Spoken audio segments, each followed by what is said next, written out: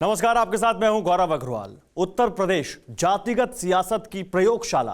Cast card के बूते ही UP में क्षेत्रीय दलों का सियासी सूर्य उदय हुआ और सत्ता के सिंहासन पर चमका भी। लेकिन साल 2017 में मोदी लहर में तमाम जातीय समीकरण बिखर गए। वही 2022 को लेकर हर सियासी पार्टी जातिगत गठजोड़ में लगी है। ऐसे वक्त में यूपी में हैदराबादी भाईजान ने एंट्री मारी है। जिस अयोध्या के नाम से ओवैसी को डर लगता है, उसी अयोध्या से ओवैसी ने यूपी चुनाव का शंखनाद किया, इस मुनादी के साथ कि वो मुसलमानों के मसीहा बनेंगे। दांव बाहुबली अतीक अहमद पर खेला। लेकिन क्या यूपी के मुसलमान पतंग की डोर थामेंगे? यकीन मानिए, आज इसका जवाब सियासतदानों के होश उड़ा देगा। रामनगरी अयोध्या, वो अयोध्या जिसका नाम भर लेने से पुण्य मिल जाने की आस्था है। अयोध्या जहां राम मंदिर की नींव रखी जा चुकी है। लेकिन तेजाबी तकरीरों के लिए बदनाम हैदराबादी भाईजान को उसी अयोध्या के नाम से डर लगता है। फैजाबाद जा रहे हैं, रुदौली में, तो अभी तो शुरुआत है, बहुत जगह जाएंगे यूपी में। जैसी तल्ख तासीर, भारत को आजाद होकर 70 साल हो गए, तो सेंसस क्यों नहीं होगा ओबीसी का? जैसे कड़े तेवर ओवैसी के हैं। हिंदुइज्म के हिंदुओं के खिलाफ नहीं चेला कभी रहेंगे, हम इन रसुआ के खिलाफ। वैसे ही तल्ख तीर भड़काऊ भाईजान के इस पॉलिटिकल पोस्टर पर चले। वो उनके पार्टी का प्रोग्राम है, जो करते कर लें। सियासी गलियारों से लेकर संतों महंतों ने सवाल उठाए कि क्या यूपी फतेह के लिए ओवैसी हिंदू मुस्लिम भाईचारे की नींव कमजोर करने में लगे हैं।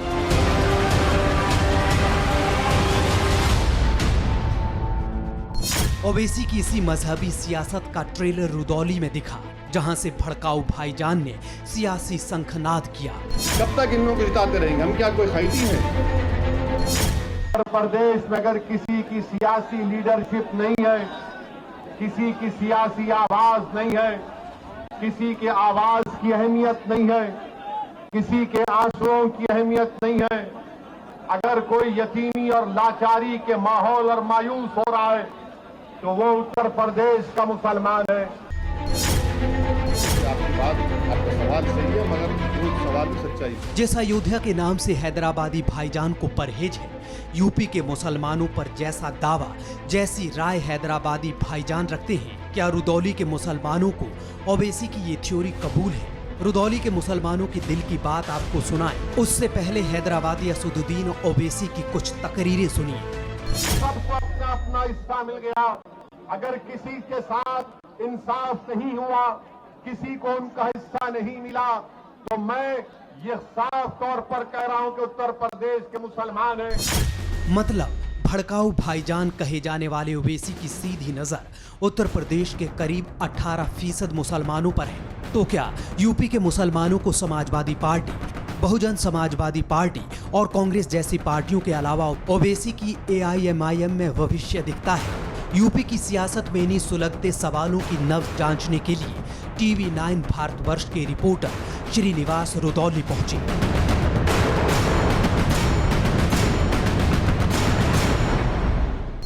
एक महफिल में कई महफिलें शरीक होती हैं, जिसको भी पास से देखोगे अकेला पाओगे। नमस्कार, मैं हूं श्रीनिवास और इस वक्त मैं मौजूद हूं अयोध्या जनपद के रुदौली विधानसभा क्षेत्र में एक अहम सवाल के साथ कि क्या आने वाले चुनाव में ओवैसी बनेंगे विनिंग फैक्टर, क्योंकि आज से ओवैसी ने उत्तर प्रदेश में 2022 चुनावों का शंखनाद कर दिया है। तो आइए चलते हैं और जानते हैं यहाँ के मतदाताओं से कि क्या ओवैसी फैक्टर बन सकता है विनिंग फैक्टर।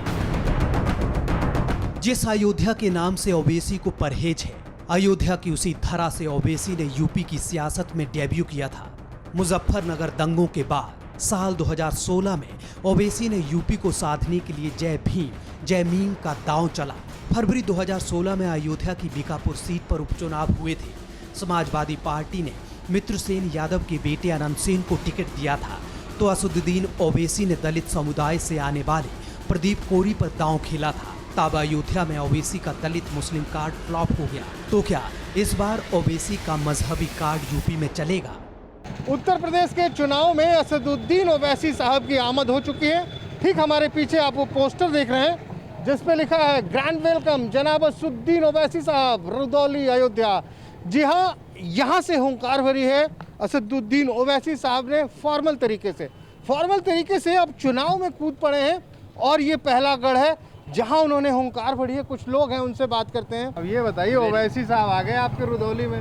जी जी। क्या लग रहा है, क्या माहौल बनेगा कुछ उनका? नहीं, माहौल तो बनेगा, लग रहा है भाई। लोगों के अंदर बड़ी इसके जो है वो है, चर्चा हो रही है। चर्चा हो रही है? जी हाँ, बहुत मश्तरी हो रही है। लेकिन लोग तो कहते हैं कि ओवैसी साहब खास करके वोट काट ले जाते हैं, जो भाजपा के खिलाफ का वोट होता है वो काट ले जाते हैं। वोट कटवा की भूमिका में मानते हैं उनको लोग। ये तो अपने अपने ख्यालात होते हैं। कहते हैं कि आरोप लगा रहे हैं कि मुस्लिम वोट का बंटवारा करने आए हैं। हाँ, ये तो लगाते हैं। हाँ? सब नहीं लगाते। अच्छा ये बताइए, ओवैसी साहब के लड़ने से फायदा किसको होगा? वैसे साहब के लड़ने से तो भाई फ़ायदा होगा, पूरी जनता को फ़ायदा होगा। जनता को जी फायदा जी होगा। जी। सरकार बनवा लेंगे वो? भाई देखो, उम्मीद तो यही करते हैं। कोई बता तो सकता सरकार बनाने का। 75% सफल होंगे जी? 75%। 75% मुसलमानों हाँ। का वोट काट लेंगे? जी हाँ। तब तो क्या लग रहा है, सरकार बना लेंगे? सरकार न बना लेंगे तो साझे की सरकार बना लेंगे। किसके साथ में बना लेंगे फिर? अरे किसी से साझा कर लेंगे, तमाम हाथ फैलाए खड़े हैं। लोग तो कहते हैं कि ओवैसी साहब का एक ही मकसद होता है कि जाके मुसलमानों का वोट बांट दो। तो फायदा किसको पहुंचाएंगे? आप बताइए। कोनो बीजेपी का हराने का वो ठेका थोड़े ले रखे हैं अच्छा, कि हम हराएंगे उनको। अरे हारे कोई चाहे जीते, वो तो अपने बल पर खुद लड़ रहे हैं। नजर मोहम्मद साहब पे नजर किसकी है? असदुद्दीन ओवैसी साहब का पोस्टर लगा है, ग्रैंड वेलकम असदुद्दीन ओवैसी। चलिए, रुदौली में ही मौजूद हैं, तमाम लोगों से बात करेंगे, जानेंगे कि आखिर ओवैसी फैक्टर उत्तर प्रदेश के चुनाव में कितना काम करने वाला है। चलिए आइए चलते हैं। साल 2017 के यूपी विधानसभा चुनाव में उतरी कुल 323 पार्टियों में से एक AIMIM भी थी, लेकिन मोदी लहर में ओवैसी के 38 उम्मीदवारों में से 37 की जमानत जब्त हो गई। लेकिन 2022 में बड़े सियासी उलटफेर के लिए ओवैसी ने अब की बार मजहबी कार्ड के साथ बाहुबली फैक्टर का दांव भी चला। रुदौली में सियासी शंखनाद करने से पहले बाहुबली अतीक अहमद और उनकी पत्नी शाइस्ता परवीन को ओवैसी ने पतंग की डोर थमा दी।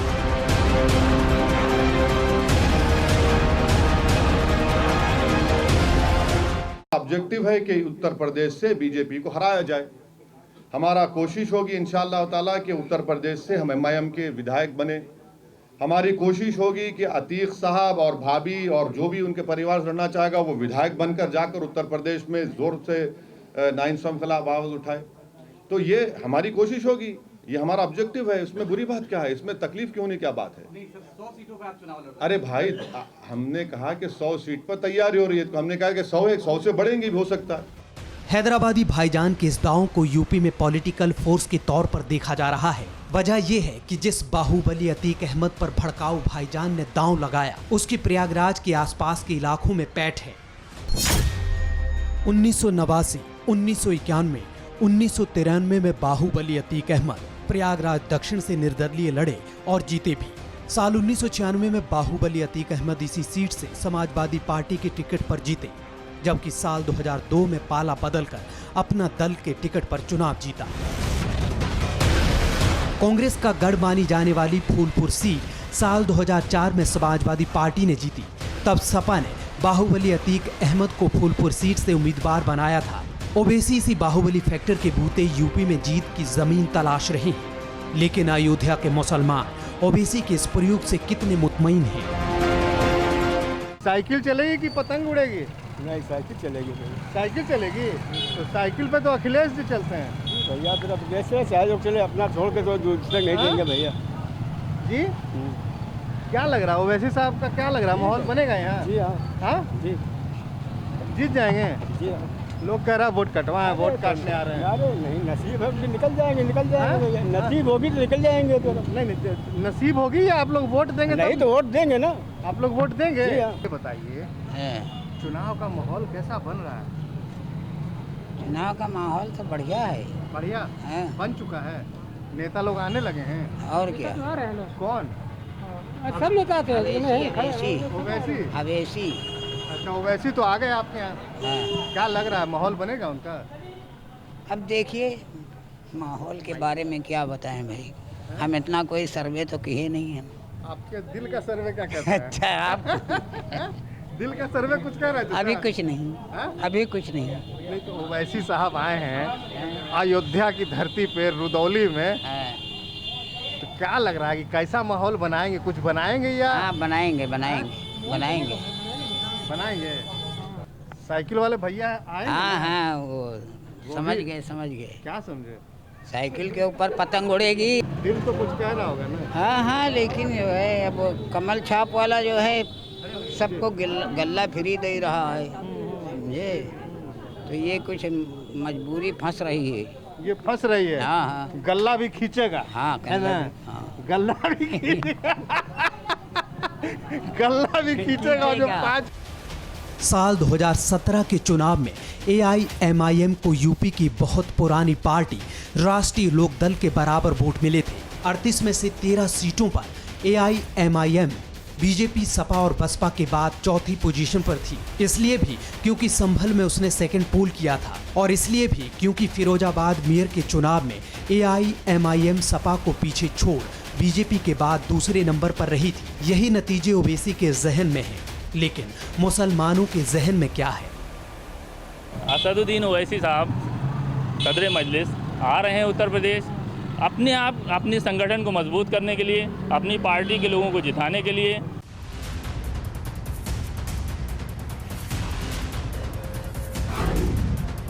जो उत्तर प्रदेश में अगर सबसे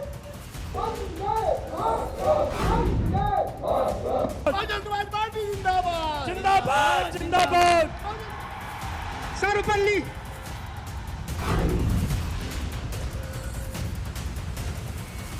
असदुद्दीन ओवैसी यूपी के सियासी रण में कूद चुके हैं। हौसला बुलंद है।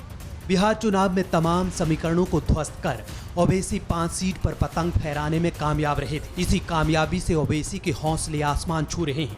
यूपी में उड़ान भरने के लिए ओवैसी ने साल 2017 के मुकाबले 2022 की रणनीति बदल दी है। फैजाबाद की जिस रुदौली सीट को चुनाव प्रचार के लिए चुना, वहां मुस्लिम किंग मेकर हैं। रुदौली का जातीय समीकरण क्या है, अब ये देखिए। रुदौली विधानसभा क्षेत्र में मुसलमान करीब 27.5% हैं, हिंदू करीब 72%, जबकि अन्य 0.5% हैं। साल 2012 के विधानसभा चुनाव में रुदौली इकलौती ऐसी सीट थी जहां बीजेपी जीती थी। तब बीजेपी के रामचंद्र यादव ने समाजवादी पार्टी के अब्बास अली जैदी रुशदी मियां को मात दी थी। लेकिन रुदौली की राय इस बार क्यों कठिन मानी जा रही है, अब इसे भी समझिए। साहब ये बताइए क्या लग रहा है, आ चुके हैं ओवैसी साहब आपके यहाँ? तो ओवैसी साहब आ चुके, जीतेंगे चुनाव, सरकार बनेगी। सरकार बना लेंगे? जी हाँ बनेगी। कितने सीटों पे सरकार बनेगी? कम से कम 80-82 सीटें जीतेंगे। कितने में सरकार बन जाएगी? अरे जिसको जरूरत होगी वो समर्थन देगा। वो कह रहे हैं कि 100 ही सीट पे हम चुनाव ही लड़ेंगे। 125 लड़ेंगे या 100 लड़ेंगे, जो भी लड़ेंगे 70-72 सीट कोई रोक नहीं पाएगा। 403 पे क्यों नहीं लड़ते? काहे को लड़े भाई, अब वो अपने हिसाब से लड़ रहे हैं, जब उनकी मर्जी होगी तो फिर लड़ेंगे। आदमी पैदा होते दौड़ता है, नहीं दौड़ता, पहले बैठता है। 2017 में भी लड़ चुके। भाई जो पैदा होता है बच्चा तो पहले बैठता है, उसके बाद तब दौड़ता है। वोट बटना था, बट गया मतलब। बांटेगा नहीं, या इकट्ठा जाएगा, नोट कर लीजिएगा आप इसको। ओवैसी फैक्टर का जलवा होगा। हाँ बिल्कुल जलवा होगा, इकट्ठा जाएगा। तो पतंग ही उड़ेगी। हाँ 100% उड़ेगी। साइकिल पंचर कर दिया आप? पंचर हो चाहे भ्रष्ट हो जाए, हमसे क्या मतलब है? क्या मतलब है मुझसे? क्या कह रहे हैं? भ्रष्ट हो जाए चाहे पंचर हो जाए, क्यों भाई? जा रहा है कि भाजपा सही कह रहे हैं, सही कह रहे हैं। क्या कह रहे हैं आप? निर्वाया जा रहा है कि भाजपा आ जाएगी, ऐसा है, मुलायम को वोट दो। एक प्लेटफार्म पर पकड़ो तुम लोग। ये निर्वाया जा रहा है मुसलमान को कि मुलायम को वोट दो, वरना जो है बढ़ जाएगा मुसलमान का वोट और उधर भाजपा आ जाएगी। साल 2017 में 26 साल बाद फैजाबाद की 5 सीटें अयोध्या, रुदौली, बीकापुर, गोसाईगंज और मिल्कीपुर विधानसभा सीट बीजेपी ने जीती थी। लेकिन ओवैसी की एंट्री के बाद क्या बीजेपी साल 2017 का इतिहास फैजाबाद में दोहरा पाएगी? हम तो कह रहे हैं यहाँ पे अखिलेश की सरकार बनेगी अब की। तो अब वो तो ओवैसी साहब आ रहे थे। ओवैसी साहब आ रहे हैं, ओवैसी साहब को वोट नहीं मिलेगा। ये बड़े हैं उम्र में। नहीं मिलेगा। हम कह रहे हैं अखिलेश आएंगे आपकी सरकार में। कबाब खिलाएंगे लेकिन वोट नहीं देंगे। कबाब खिलाएंगे, बिरयानी खिलाएंगे। बिरयानी तो वो लेके आ रहे हैं हैदराबाद से। नहीं, बिरयानी यहाँ की मशहूर है, रिदौली की। अच्छा। और क्या है, हैदराबाद की बिरयानी सिर्फ शादी होती है, यहाँ पे चटपटी बिरयानी होती है। नंबर 1 भाजपा चल रही है। अच्छा। और मोदी जी हमारे बहुत अच्छा काम किया है देश के लिए, उनको कोई हरा नहीं पाएगा। प्रधानमंत्री जो बनेंगे तो मोदी बनेंगे और किसी नहीं बनेगा। अब मुख्यमंत्री? मुख्यमंत्री अखिलेश को बनाने के कौन बता तो रहे अखिलेश। आप कौन बोल रहे हैं? हम नहीं बोल रहे हैं, हम नहीं बोल रहे। चाचा भैया हो वैसी कर रहे थे और फंस गए। हम पीछे पूछे सवाल कि मुख्यमंत्री कौन बनेगा, चाचा बोले अखिलेश। चलो भैया। यूपी के सियासी समर में AIMIM चर्चा में इसलिए है क्योंकि 2022 के हालात साल 2017 से जुदा हैं। CAA, NRC और लव जिहाद के बाद यूपी का ये पहला इलेक्शन है। दूसरा, इस बार ओवैसी की नज़र पूर्वांचल पर भी है। पूर्वांचल पर ओवैसी का फोकस यूं ही नहीं है, ये वो इलाका है जहां मुस्लिम वोटर निर्णायक भूमिका में है। लिहाजा पूर्वांचल में हमेशा समाजवादी पार्टी और बहुजन समाज पार्टी मजबूत मानी जाती रही। अब ओवैसी ने एंट्री मारी है तो ऊंट किस करवट बैठेगा, इसका मुकम्मल जवाब रुदौली के दूसरे इलाकों में मिला। खास बात नहीं है ओवैसी में या अखिलेश में, या हमें कोई सही बात नहीं है। हमें तो ऐसी सरकार चाहिए, ऐसे लोग चाहिए जो सबका साथ सबका विकास और सही काम सबका होना चाहिए। मोदी जी का नारा है। क्या है, मोदी जी भी ठीक है, उनके लिए कोई बुरी बात नहीं करे, वो भी ठीक है, वो भी सबका साथ सबका विकास कर रहे हैं। बस सबका विकास हो नहीं रहा है उनके, उसमें नारा तो उनका वही था। ये खुल नहीं रहे, कह रहे हैं सबका स्वागत है। खैर, फैक्टर के आज के एपिसोड को यहीं विराम देते हैं। अगले एपिसोड में कहीं और मुलाकात होगी, लेकिन जाते जाते हमेशा की तरह मिराज फैजाबादी साहब की 2 लाइनें हैं कि ज़िंदगी दी है तो जीने का हुनर भी देना, कदम बख्शे हैं तो तौफीक के सफ़र भी देना। अड़ी सोमवार से शुक्रवार शाम 6 बजे सिर्फ TV9 भारतवर्ष पर।